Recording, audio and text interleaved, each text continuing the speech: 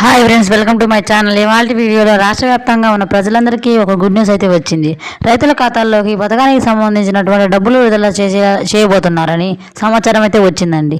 So ఈ పథకం పొందాలి అంటే అర్హతలు ఏంటి, అనర్హతలు ఏంటి అనే వివరాలన్నీ కూడా వీడియోలోకి వెళ్ళి పూర్తిగా తెలుసుకుందాం. సో వీడియోని ఎక్కడా కూడా స్కిప్ చేయకుండా చివరి వరకు చూడండి. సో వీడియోని స్టార్ట్ చేసే ముందు ఫ్రెండ్స్ మీకు ఒక చిన్న రిక్వెస్ట్, ఇలాంటి స్కీమ్స్కు సంబంధించి లేటెస్ట్ అప్డేట్స్ తెలుసుకోవాలి అనుకుంటే వెంటనే మా ఛానల్ని సబ్స్క్రైబ్ చేసుకోండి. లేట్ చేయకుండా వివరాలకైతే వెళ్ళిపోదాం. ఏపీలో చంద్రబాబు నాయుడు గారు కూటమితో కలిసి భారీ మెజారిటీతో గెలిచిన సంగతి అందరికీ తెలిసింది. ఆయన ప్రమాణ స్వీకారం చేసిన అనంతరం మనకు ఒకదాని తర్వాత ఒకటి పథకాలు అమలు చేయాలని చెప్పడం జరిగింది. ఈ పథకంలో ముఖ్యంగా రైతులకు సంబంధించి పథకం చూసుకుంటే రాష్ట్ర వ్యాప్తంగా ఉన్న రైతులకు అన్నదాత సుఖీభవ అనే పథకానికి కూటమి ప్రభుత్వం అయినటువంటి టీడీపీ ప్రభుత్వం అధ్యక్షున నారా చంద్రబాబు నాయుడు గారు అమలు చేశామని హామీ ఇచ్చారు. అన్నదాత సుఖీభవ పథకంలో ఒక్కో రైతుకు కూడా 20,000 రూపాయలు ఇస్తామని హామీ ఇచ్చారు.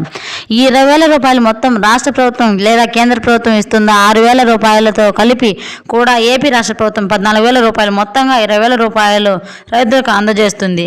ఈ 14,000 రూపాయలు తొలి విడత ఈ నెల ఆఖరిలో విడుదల చేయబోతున్నారని చంద్రబాబు నాయుడు గారు మరియు అధికారులు కసరత్తు చేసినట్లు సమాచారం. ఎందుకంటే రైతులకు సంబంధించి ఏ పథకాలు అయితే అమలు చేయాలి అంటే రైతులకు సంబంధించి ముఖ్యంగా వర్షాకాలం ముందుగా డబ్బులు ఇవ్వాల్సి ఉంటుంది. రైతులు పొలం పనులు స్టార్ట్ చేసే ముందుగా ఉపయోగపడుతుంది కదా. గత ప్రభుత్వంలో కూడా తొలి విడత కింద 5,500 రూపాయలు మే నెలలో ఇచ్చారు. కాబట్టి కొన్ని ఇబ్బందుల వల్ల ఇప్పుడు మనం నవంబర్ చివరి ఆఖరిలో కూడా ఇవ్వలేని పరిస్థితి వచ్చింది.